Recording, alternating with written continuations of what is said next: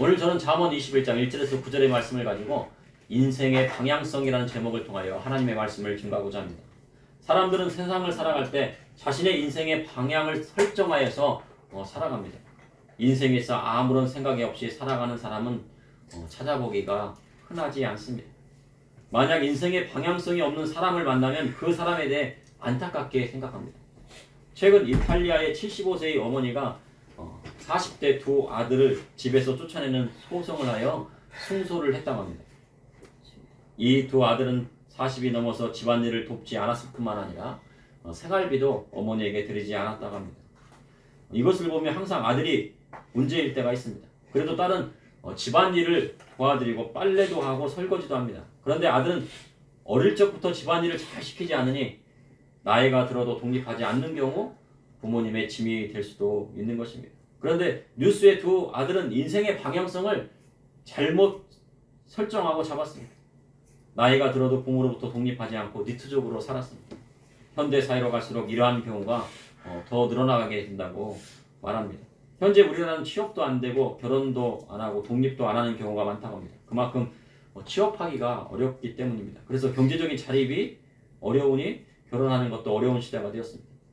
그런데 이러한 것은 인생의 방향성을 잘못 잡았기 때문입니다. 성경은 남자가 부모를 떠나 그의 아내와 합하여 한 몸을 이룰지로다 하였습니다. 그래서 아들은 부모로부터 독립하여 한 가정을 이루어 나가야 합니다. 독수리가 새끼를 낳으면 처음에는 먹을 것을 물어다 주고 새끼가 자랄 동안은 계속 물어다 주지만 다 장성해서 날 수 있을 때가 되면 새끼를 절벽 아래로 떨어뜨린다고 합니다. 왜 떨어뜨리냐면 떨어뜨려야만이 독수리로 날아올라 한 가정을 이루며 살아가며 독립할 수가 있기 때문입니다. 사람이 인생을 살아갈 때 방향성을 잘 잡아야 합니다. 세상에 돈을 버는 방법을 터득하는 것도 좋지만 돈을 쉽게 벌려고 해서는 안 됩니다. 땀 흘리지 않고 번 돈은 쉽게 사라지기 때문입니다. 탈무드의 유대인들은 자녀들에게 물고기를 잡아주지 않고 물고기 잡는 법을 먼저 가르쳐 준다고 합니다. 부모는 때가 되면 자식에게 공부하는 것만 가르치는 것이 아니라 세상에 나가 돈 버는 방법까지도 제시해주고 가르쳐야 합니다. 그래야 세상에 나가 가정을 이루고 살 수 있기 때문입니다. 아무리 박사학위를 받은 박사라고 해도 돈 버는 방법을 모르면 경제적인 자립이 되지 않습니다. 그런데 사람이 돈을 번다 하더라도 어떤 것을 해야 하고 어떤 것을 하지 말아야 하는지를 선택해야 할 때가 있습니다. 그것도 중요합니다. 이는 인생의 방향성에 따라서 결정이 되는 것입니다.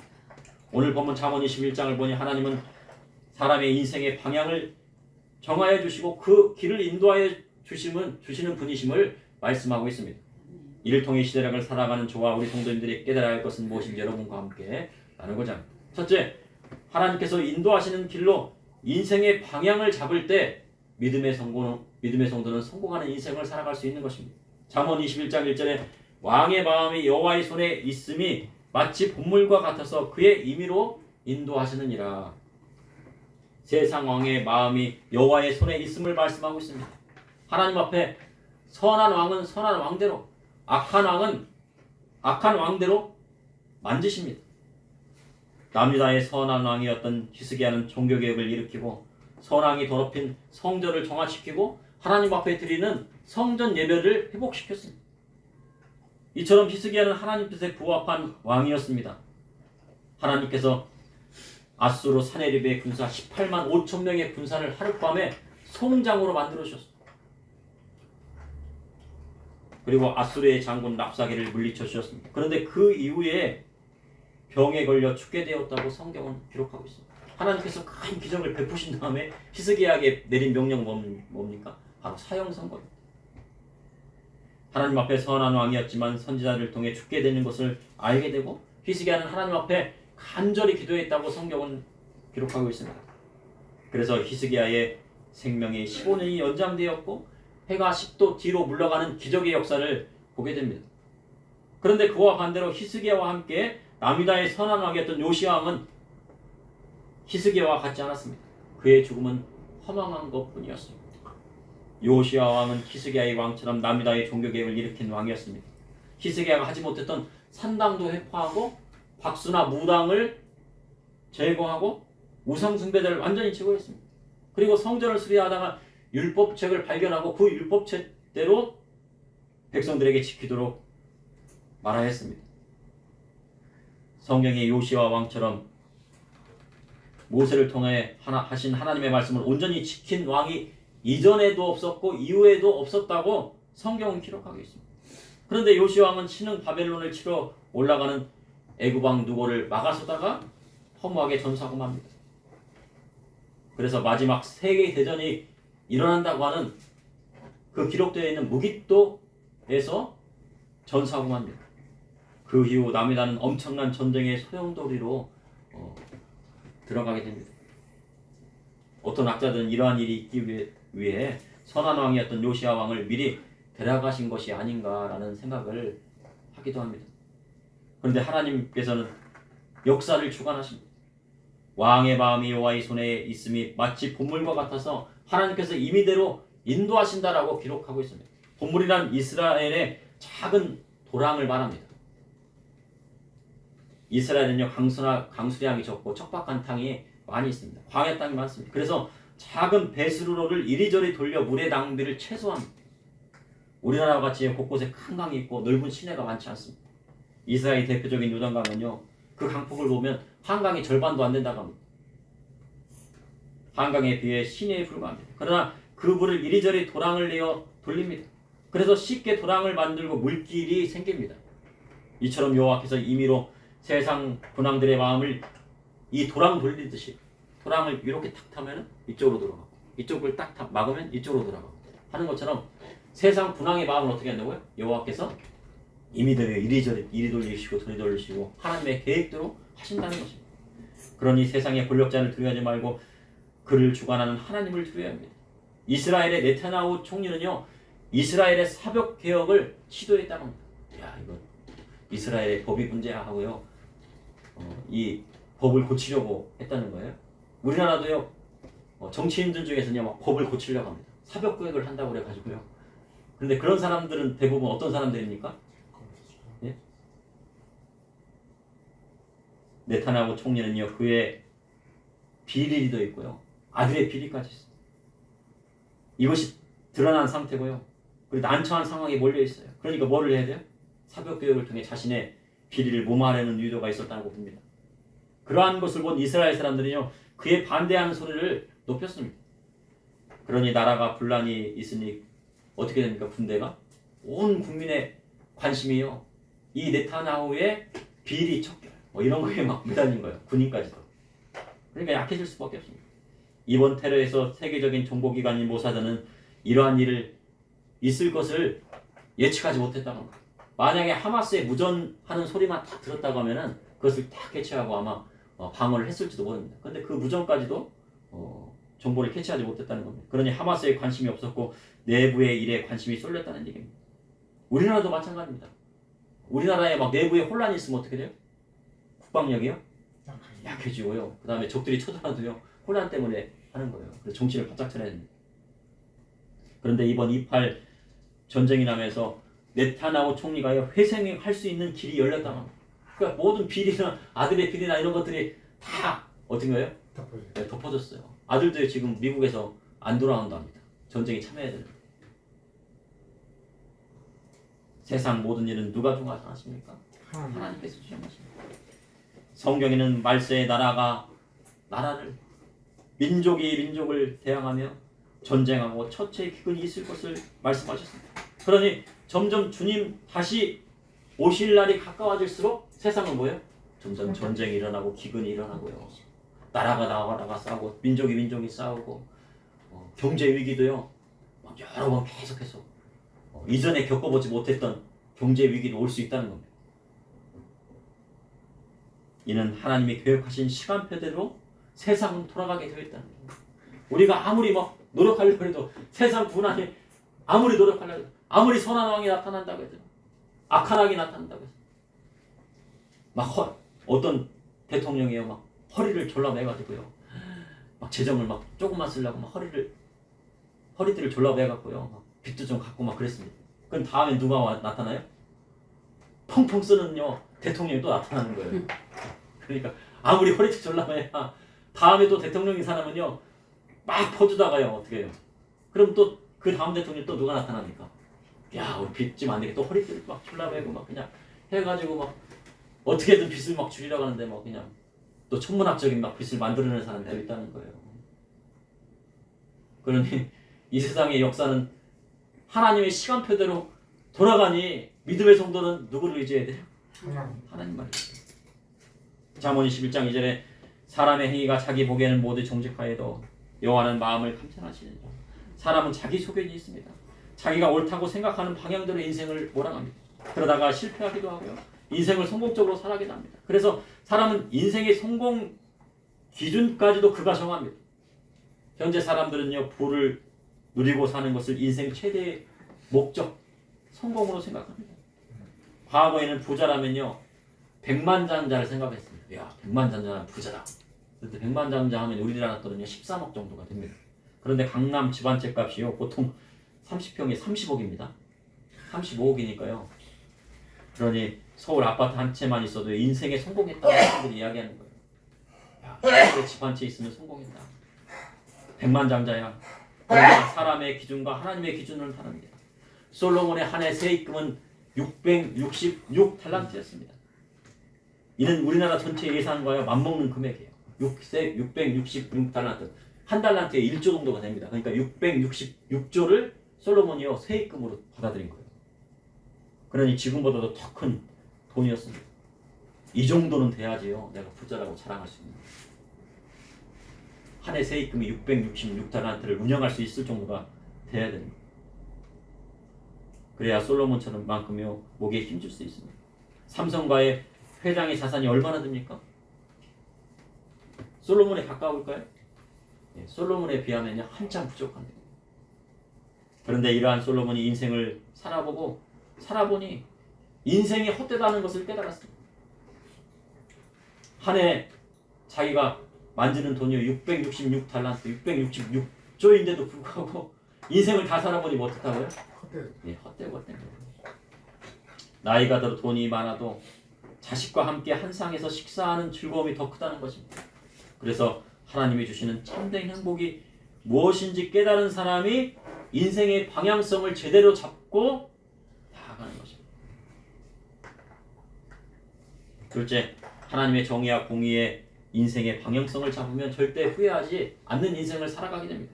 잠언 21장 3절에 공의와 정의를 행하는 것은 제사 드리는 것보다 여호와께서 기쁘게 여기시느니라. 믿음의 성도는 예수 그리스도의 보혈의 공로로 말미암아 이렇게 되었습니다. 하나님 앞에 의로운 크리스찬은 세상의 죄를 멀리하고 악한 것을 미워하는 사람입니다. 그러니 믿음의 성도한테 설교할 때는 어떻게 돼요? 세상에 죄 짓고 와. 그래서 교회 와서 회개 안 하면 다 용서받을 수 있어. 아니 그렇게 설교해도 되죠. 그렇지만 그런 설교는 어떻게 누구한테 하는 거예요?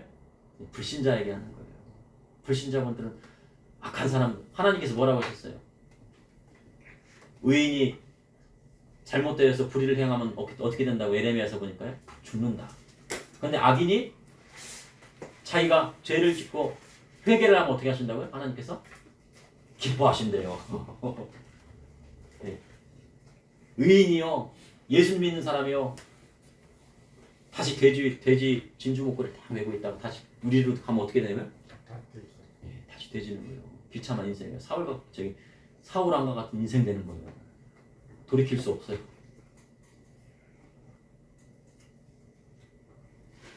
그런데 가룟 유다가 대표적인 예입니다. 그런데 어떻게 예수님 옆에 달린 강도는 어떻게 했어요? 악한 자잖아요. 강도 살인을 저지른 사람인데 그때 회개하니까 어떻게 하나님께서요? 예수님께서 그 죄를 용서하시고 어떻게 합니까? 낙원에 있으리라고 하셨잖아요. 그러니까 악인이 회개하면은요, 네, 하나님께서 기뻐하세요.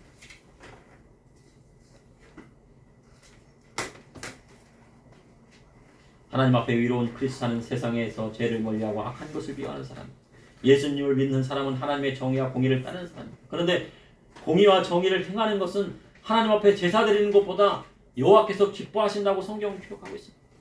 동물을 잡아 번제를 드린다고 해도요, 하나님의 정의와 공의가 실현되지 않으면 성전 문이라도 닫으시겠다고 하시는 분이 누구십니까? 여호와 하나님이세요. 남유다의 마지막 왕들이 하나님 앞에 제사 드리지 않은 것이 아닙니다. 요아스, 요아킴, 시드기야 이런 왕들이요 하나님 앞에 제사를 안 드린 것이 아니에요. 제사장들이 다 있어가지고요 제사를 드렸는데 그들은 참된 제사를 드리지 않았어요. 선지자들은 어떻게 했습니까? 선지자들이 없었던 것이 아니라 많았는데 어떻게? 그렇죠. 네, 거짓 예언을 했어요. 그러니 하나님께서 어떻게 하십니까? 그들을 치셨습니다. 18개월 동안 바벨론 느부갓네살이 포위하고 있을 때 예루살렘 성전에 있는 제사장들이 먹을 것이 없어서 기절했다고요. 어디 나와 있습니까? 네, 예레미야 애가서에 나와 있어요. 제사장들이 주의 종들이 어떻게 해요?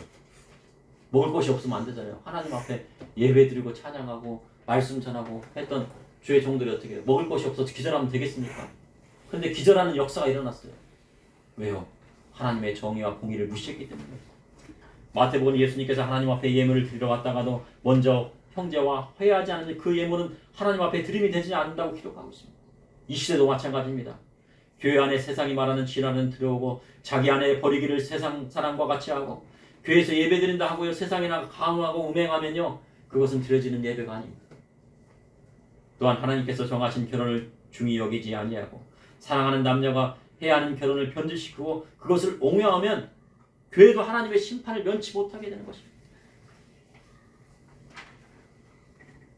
그러나 세상에 많은 것들이 교회 안에 들어왔습니다. 자유주의 신학을 공부하고요. 어디에서입니까? 강다상에서는. 저는 옛날에 그 성서 비평학이라는 것이 있더라고요. 그래서 성서 비평, 성서를 왜 비평하나? 성경을 막 뜯어봐야 됩니다. 왜 뜯어보는 거예요? 비평하려고, 비판하려고. 무엇이 잘못됐나 비판하려고. 갈대밭을 건넜나 진짜로 물벽이 되었나 그것을 하려고 비평학을 만들었더라고요. 그게 무슨 신학이에요? 자유주의 신학이에요. 그런 신학이요. 예. 보수적인 신학교라고 하는데도 그걸 가르치더라고요. 그래서 나중에 알고 보니까 야 이게 비평이 이게 자유주의 신학에서 온 거구나. 시대가 악하고 변질되어 갈 때요 종교개혁이 일어나서 영적 각성운동을 일으키고요 다시 교회를 부흥시켜야 됩니다. 그런데 현재는 그러한 선지자적 사명을 가진 사람을 찾기가 어려운 때가 되었어요. 그런 선지자적 사명을 살려면 어떻게 됩니까? 정말 선지자처럼 살아야 되는데 선지자처럼 사는 사람을 찾기가 어렵기 때문에 안 일어나는 거예요. 그러니 이제는 어디서 해야 돼요? 집 안에서요. 그러한 종교개혁을 하고 있어야 돼요. 잠언 21장 4절에 눈이 높은 것과 마음이 교만한 것과 악인이 형통한 것은 다 죄니라. 눈이 높다는 것은 다른 사람을 무시한다는 것입니다. 세상에서 자신이 제일 잘났다고 생각하는 것입니다. 세상에서 잘난 사람, 못난 사람이 있는 것이 아닙니다. 가난한 사람과 부자로 나누어지는 것이 아닙니다. 그러나 눈이 높은 자는 이렇게 이분법적인 것으로 세상을 살려요. 그러나 세상 모든 사람은요 하나님께서 지으신 창조물입니다. 그러니 다른 사람의 인격을 존중해 주는 것이 중요한 것입니다. 낮은 자라 높은 자라 지극히 작은 자라도 어떻게 해요? 그 사람의 인격을 존중해 주고요 그를 높여줘야 돼요. 근데 그것을 누가 기뻐하세요? 예수님께서, 하나님께서 기뻐하십니다. 성령님이 감동받습니다. 눈이 높은 것과 마음이 교만한 것과 악에는요 하나로 취급받고 있습니다. 그런데 이들이 형통하는 것은 죄라고 성경은 기록하고 있습니다. 로마서에 보면 죄의 싹은 사망이라 했습니다. 그러니 결국 이러한 자는 망한다는 것입니다. 그런데 중요한 것은요 믿음의 성도에게 중요한 것은 뭐냐면 믿음의 성도 중에서 뭐 교만한 자나 눈이 높은 자나 악을 행하는 자는 없잖아요. 그래도 교회는 그래도 성결하잖아요. 그래서 중요한 것은 뭐냐면요 믿음의 성도가 그런 자의 옆에 있어서는 안 된다는 거예요. 그런 자와 함께 하면 안 된다는 거예요. 왜냐하면 그런 자들이 망할 때 같이 망할 수 있기 때문에. 그래서 세상과 구별돼요. 잠언 21장 5절에 부지런 자의 경화는 풍요함에 이를 것이나 조급한 자는 궁핍함에 이를 따르느니라. 부유하고 풍요롭게 살고 싶다면요 부지런한 사람이 되면 됩니다.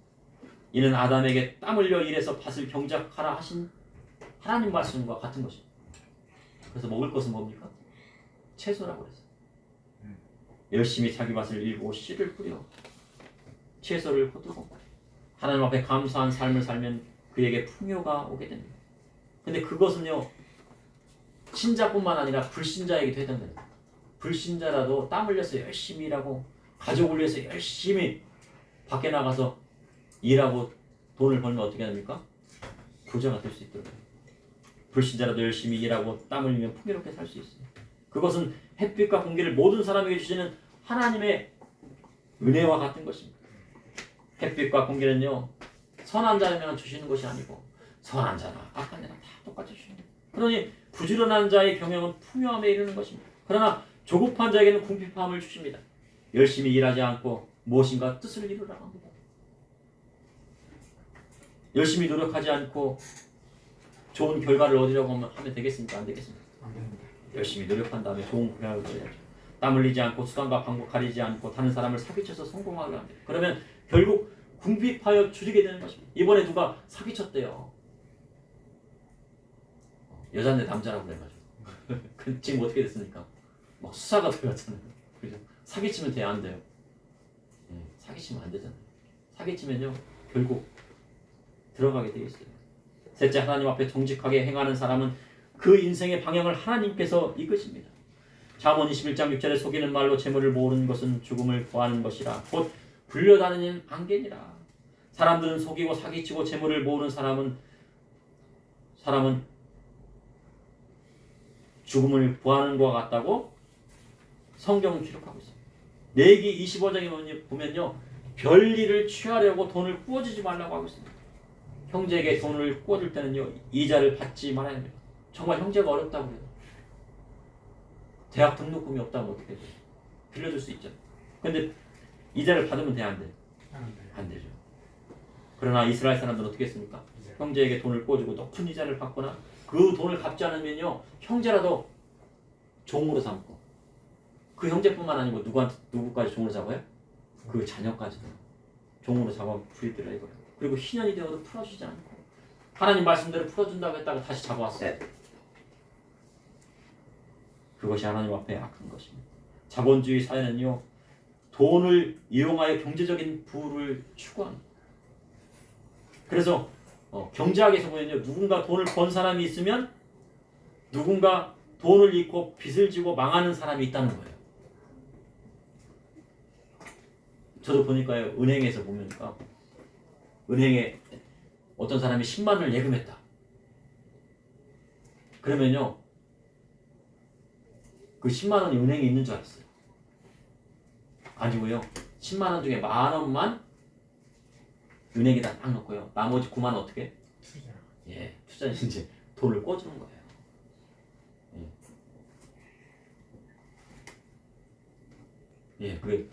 그게 지급 보증이라고 그래갖고 10만 원만 따지고 나머지는 이자놀이 하는 거예요. 근데 또 다시 그 9만 원 갖고 또 어떻게 해요?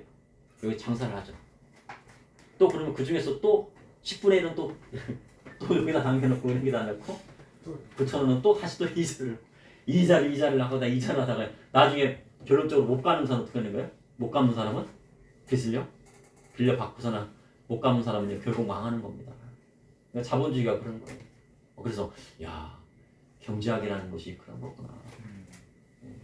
돈을 버는 사람이 있는가 하면 돈을 버는 사람이 있으면 결국 망하는 사람은 생기는구나. 왜요? 돈은 어떻게 해요? 한정되기 때문에 막 찍어낼 수가 없잖아요. 그래서 성경은 뭐라고 합니까? 빚지지 말라 하셨습니다. 그리고 어려운 형제가 있으면 서로 돕고 별일을 받지 말고 도와주라고 했습니다. 그러면요, 자본주의에서는 망하는 사람이 있지만 성경 말씀대로 행하면요, 그 집안에서 형제간에서는요 절대 망하는 사람이 없어요. 하나님 말씀대로 합니다. 그것이 바로 하나님께서 원하시는 경제학이라는 것입니다. 가룟 유다는 예수님의 12제자였습니다. 그러나 그는 300데나리온이나 되는 향유를 예수님 발에 붓는 것을 보고 그것을 가난한 사람에게 나누어 주지 않았냐고 꾸짖었습니다. 그런데 그의 마음에는 뭐가 있었습니까? 300데나리온은요, 그 돈을 가지고 이자놀이 하면 얼마나 많은 돈을 벌 수 있을까? 300데나리온 중에서 10%, 30데나리온만 갖고 있고 나머지 270데나리온은 남의 때 꿔져가지고 그것을 또 이자를 받아가지고 높은 위치를 받았어. 그랬을 거 아니에요? 그 생각이 어떻게 됐습니까? 결국 그를 망하게 했어요. 잠언 11장 7절에 악인의 강포는 자기를 소멸하나니 이는 정의를 행하기 싫어함이니라. 악인의 포악함은요 세상에서 인정받지 못합니다. 하마스가 이스라엘을 테러한 일은 세상에서 인정받지 못하고 있어요. 하마스가 이스라엘 테러한 일은요 세상에서 인정받지 못하는데 하마스의 뒷배라 생각한 이란도요 하마스의 그러한 테러를 옹호하고 있습니까? 옹호하지 못합니까? 예, 그 테러는 잘못됐다고 얘기를 해요. 이번에 하마스가 가지고 있는 무기 중에 10% 정도가 북한제 무기를 사용하고 있다고. 이렇게 보니까 이렇게 생각갖고 위에 뭐 동그란 게 달려있더라고. 아마 그건 것 같아요. 바둑 깎아서 이렇게 해가지고 뭐 그런 것도 있고 막 여러 가지 북한제 무기가 그러니까 10개 중에 3개는요 북한제 무기랍니다. 그래서 미국에서 그랬답니다. 야 너희들 테러 지원국이냐? 하마스를 밀어준 거 아니야? 그랬더니 북한이 뭐라고 합니까? 우리는 하마스에게 무기를 제공한 것이 아니다. 그 북한 대사가요 하마스에게 무기를 제공한 일이 없다고 말했어요. 그럼 제공 안 했는데 어떻게 그 무기가 거기로 들어갔습니까? 아무리 북한이라도 세계가 지탄하는 자리에 서기는 싫은 것이에요. 악인의 강포는요 제사를 깎아먹는 것과 같습니다. 이는 정의를 행하기 싫어하기 때문입니다. 그래서 죄를 크게 범한 자의 길은요 심히 구부러지게 되었어요. 한번 죄 짓기 시작하면 어떻게 합니까? 구부러지기 시작하는데 그 구부러지면요 다시 펴기가 어려워요. 인생이 구부러지기 시작하면요 다시 펴지기가 어려워요. 요즘 마약이 퍼지고 있는데요. 마약에 한번 빠진 사람은요 그 길에서 헤어나기가 어렵다고 합니다. 지난번에는 마약 사범들을 막 잡아보니까요 다 누굽니까? 예, 저희 중국 동포래요.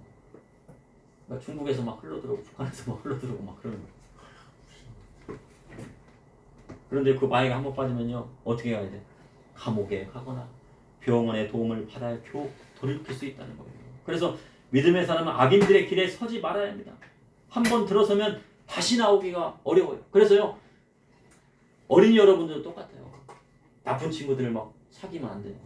나쁜 친구들하고 막 놀러 다니고 하다 보면요 은연중에 그런 곳에 빠지게 되거든요. 근데 한번 빠지면 어떻게 돼요? 헤어나올 수가 없습니다. 잠언 11장 9절에 다투는 여인과 함께 큰 집에 사는 것보다 움막에 사는 것이 나으니라. 이스라엘의 지붕은요 평평하다고 합니다. 이스라엘 집에 가면요 그 평평하다고 해요. 그래서요 지붕에 올라 산책하기도 하고 큰 지붕 한켠에요 작은 움막을 지어놓는데요. 그래서 거기서 뭐 합니까? 예, 생각도 하고 명상도 하고 한다고 해요. 처음에는요 조신한 여자인 줄 알고요 결혼을 했어요. 그래서 나중에 어때요? 어떤 여자예요? 그것을 모두 숨기고 결혼을 하더라고요.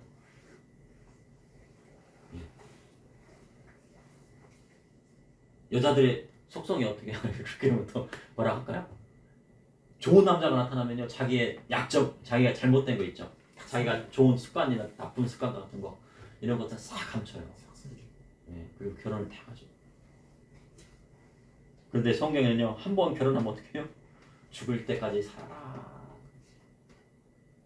죽을 때까지 살아. 그러니 아무리 다툰 여인과 살더라도 갈라설 수가 없어요. 그런데 다투는 여인은요 성경에 이어떨어지는 물방울 같아서 도저히 참기가 어렵다고 합니다. 그래도 어떻게 해요? 한번 결혼하면 갈라서지 말아라. 평생 살아라. 그럴 때는 어떻게 해야 됩니까? 성경 말씀대로요 자기만의 동굴에 들어가야 됩니다. 자기만의 동굴이 어디입니까? 지금 성경에 나와 있는 바로 움막이에요. 움막. 옥상에 있는 움막이 가고요 거기 가서요 있으란 얘기예요. 그 안에 들어가서 뭐 합니까? 하나님 앞에 기도하는 수밖에 없어요. 하나님